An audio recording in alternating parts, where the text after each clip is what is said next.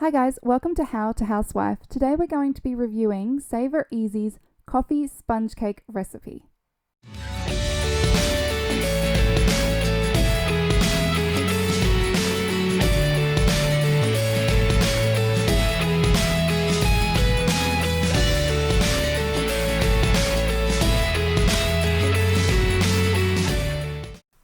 Okay, so we're going to start by separating 8 eggs. And we're going to use both the egg whites and the egg yolks for this recipe, so make sure that you keep them separate in separate bowls. Have a look online for different methods if you're not sure what's best to use to separate an egg. You just have to keep trying until you find the one that works for you.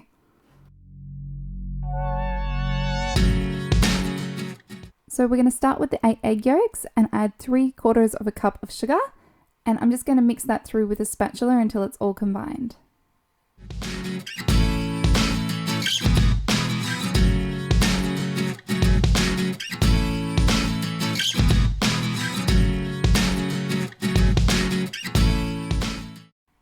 Next, we're going to add in a cup of oil. It doesn't actually specify in the recipe which one, so you could probably use olive oil or avocado oil or whichever oil you want to use. And just give that a good stir until the oil's mixed through. Next, we're going to use half a cup of milk and 1 teaspoon of vanilla extract and just mix that through as well.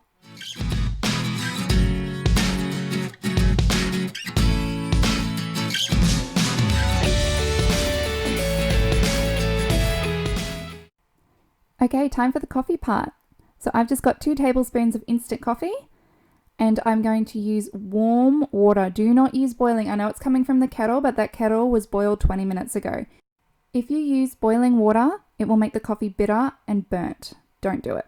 So we're just going to add the coffee into the mixture and we're going to keep stirring until it comes to this beautiful mockery coffee latte color. And then we're going to add the flour. Okay, 1 3/4 cups of self-raising flour.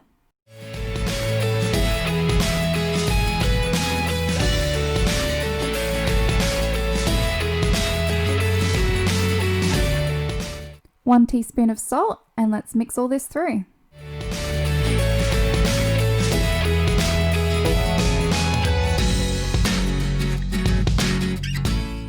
Doesn't that look so beautiful, you guys? That's like latte in a bowl right there.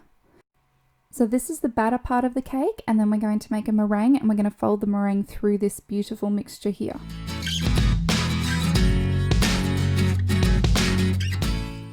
Okay, so grab those 8 egg whites and grab some cream of tartar, and we're going to get the electric mixer and beat these. I'm so excited to use cream of tartar for something that's not Play-Doh for a change. Now this actually gets beaten for over 2 minutes, but I'm going to speed it up so you guys don't have to watch it. Okay, so there's not a lot of verbal instructions. In fact, there's none on this video, so I'm just sort of going off what I see. And I'm starting to add the sugar when the egg whites are quite frothy. And I just keep whipping it and slowly adding it like it shows in the video.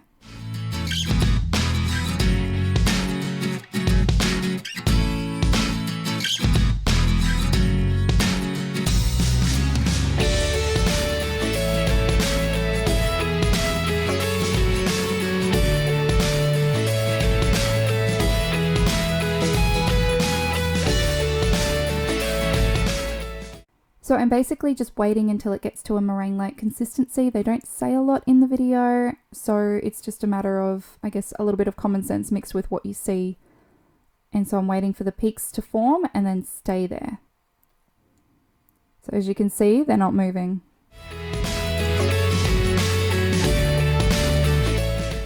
So we're going to add our beautiful meringue. We're going to fold it into the mixture that we prepared earlier. You're actually supposed to do it in 3 batches. I did half and half, and then I rewatched the video later and realized that it was supposed to be done in 3 lots. And when I did half and half, I felt that I probably should have done it in 3 lots. So if I ever did that again, I would do 3.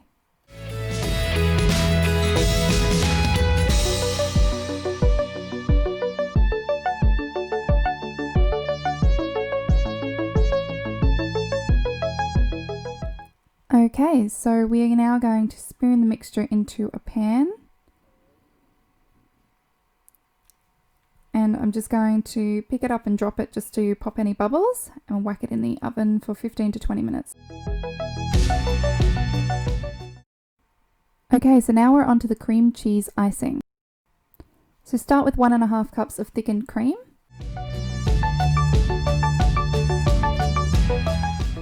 Add in 2 tablespoons of icing sugar and give that a mix with the electric beater.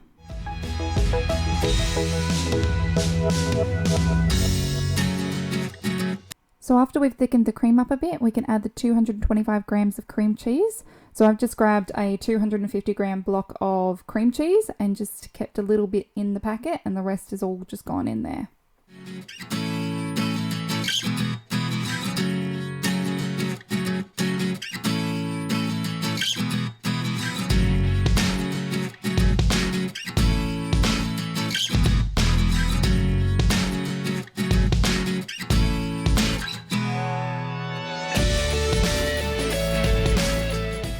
So that's done. I've just grabbed the spatula so I can just show you the consistency.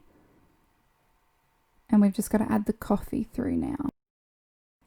So once again, we're using instant coffee and hot, not boiling, hot water. The kettle has not just been boiled. And we're just going to mix that through. So this is just a really nice cream cheese icing that is not overly sweet.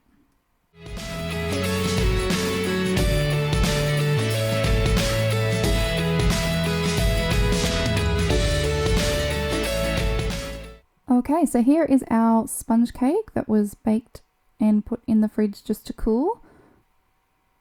And what I've actually done is I've flipped it. So what you're seeing here is actually the bottom of the pan. So we're going to use that because it's nice and flat and perfect. We're going to use that as the top of our cake. So first of all, we're going to cut it in half, and you can either measure with a knife or with a measuring tape. Depends how precise you want to be. And I'm going to double layer it. Okay, so the way I'm going to work it is I want this beautiful, even, flat surface to be the top and also the bottom.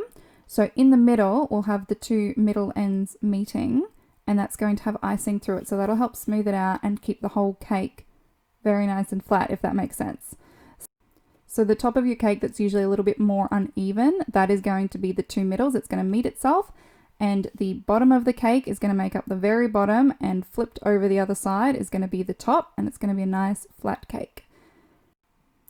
Okay, so the middle's iced. I'm just going to ice the top of the cake, and then we're going to trim it, and it is going to hopefully look amazing.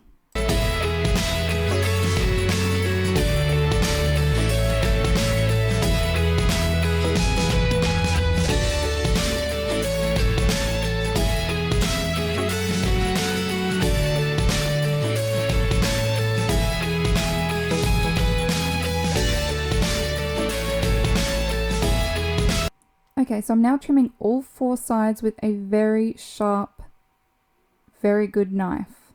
If you don't use a sharp one, you won't be able to go as thinly as I've cut, and it'll sort of tear your cake, so just take that into consideration.